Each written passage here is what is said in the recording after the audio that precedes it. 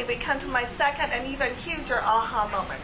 How could I solve the problem of teaching sight words? Did you know that letters A and O can make 9 different sounds each? Now that's a problem. How could I fix it so that your child would never have to memorize a single sight word, but be able to sound it out and learn it instead, just like all the other easy words? Well, in the previous books, they've learned that the short vowels are represented by picture clues. For example, and here's a little reading lesson for you. They've learned that A says A like apple, and it looks like an apple. E says E like elephant, and it's wearing an elephant trunk. O says A like octopus, and you can see some of the octopus's arms. And U says like umbrella, and it's the handle for the umbrella. I does this too, but these are enough to give you the idea. Well, letter A can make all of these other vowel sounds. And that's when the aha came. Now pay close attention to this, because it's really exciting. I thought, why not, when the A says E's elephant sound, why doesn't it just borrow the E's elephant costume? Let me show you. Like in the word said, where the A says E, like elephant, it's wearing the elephant trunk. And in the word ball, where the A says O's A sound, it's wearing O's octopus costume. And in the word about, when the A says use a sound, like umbrella, it will wear the umbrella costume. Isn't that cool? Have you ever seen anything like that? No. It is really exciting. I still just get so excited about this. And I decided to call this new technique imletteration, after the word impersonation, where a person tries to dress and sound like another person. Well, the letters like to do this too, especially the vowels. But because they're letters and not people, we have to call it imletteration and not impersonation. So a fun name for what it does. And this book will most likely become your child's most favorite, because they just can't wait to see which letter is going to be trying on which costume next. And without imletteration, when your child is trying to sound out this word, and he's saying bow or bail, the best thing you can tell him is, oh, letter A is saying O sound in that word. And when he asks why, what is your best explanation? What do you tell him? Yeah, just because it just does. And that's not a very good explanation in my opinion, but it's the best we've got. But now you simply can tell them, well, letter A is imletterating O in that word. And they're perfectly satisfied with that explanation, and they're able to move on without frustration or confusion. It just makes a really hard thing make sense to a 4 or 5-year-old.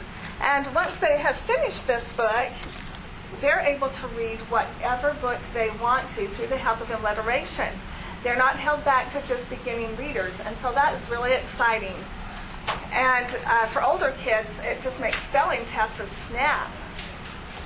I was so excited when Doris called and told me about imletteration. I could not believe she could think of something that ingenious.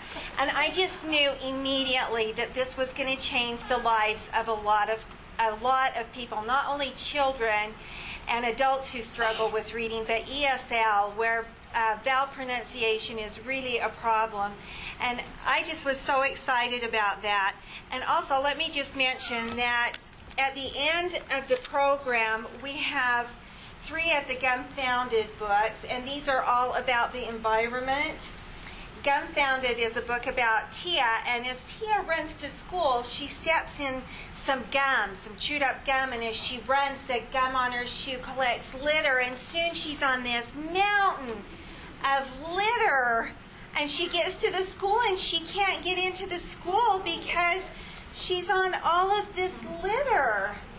So all of the children, all the students come out and help her put the litter in its right recycle boxes. And it's got a cute little recycling song to go with it. Next is Bob Frog, Sick of Smog. And this is about Tia and her best buddy Bob Frog. And they're going to climb a ladder and they're going to clean the sky. And of course this one is teaching about air pollution. And the next one is is Bob Frog a Water Hog? And of course that one's about water conservation, but they're really fun for the kids. They really enjoy these. The coolest thing about these 3 books is, well, I have to mention my wonderful illustrator. He's done such a great job with these pictures. But the books are imleterated, so the children can read these books after they're done with the imletteration book. They can read these imleterated books, and they really enjoy them. They're a lot of fun.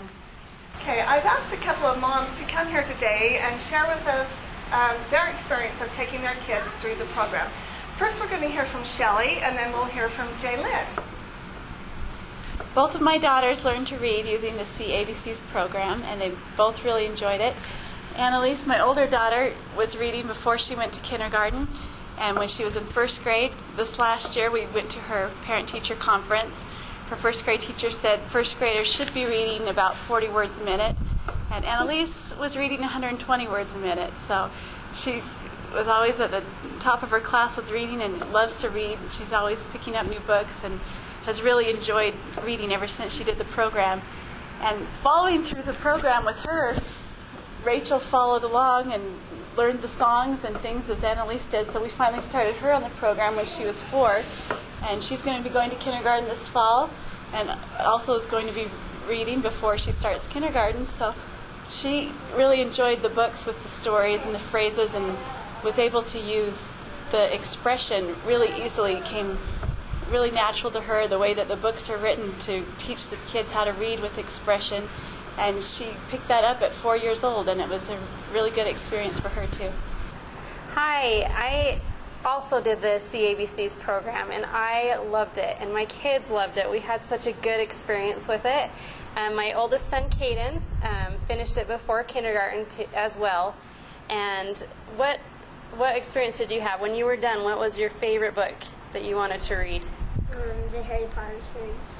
Yeah, he actually went straight into Harry Potter. We were so surprised, but he loved it, and we had to alliterate a couple words for him, but he pretty much did a lot of the words by himself, and it was so impressive. And even after 2nd grade, remember when the 7th book came out, how fast did you read that?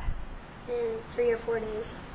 He did. It was during the summertime when he didn't have school, and he read. He loves to read, and so he read for 3 or 4 days straight and finished the whole 7th book. So, okay. And with my other son, Zach, when we were working with Doris with Caden, I had learned all the steps, and it was fresh on my mind, but then 2.5 years later when I started with Zach, I must have forgotten some of the steps, and so I wasn't doing exactly what it said in the book. And then I ran across Doris, and she helped me through it, and she showed me the instructions of the book, and we left out some of the tactile things for him to do. And once he did every single one of those steps, he learned it within a couple days. He knew the whole alphabet. And so that was a really wonderful thing for me to see, that program really does work. And we have enjoyed CABCs, and both of my boys are a grade level above where they're at right now. And homework has never been a problem. They love to read. We love going to the library. It's just such an exciting thing for them. And they also excel in their math. I think this program just helps the beginning of their life growing with their education, and it's just a wonderful program.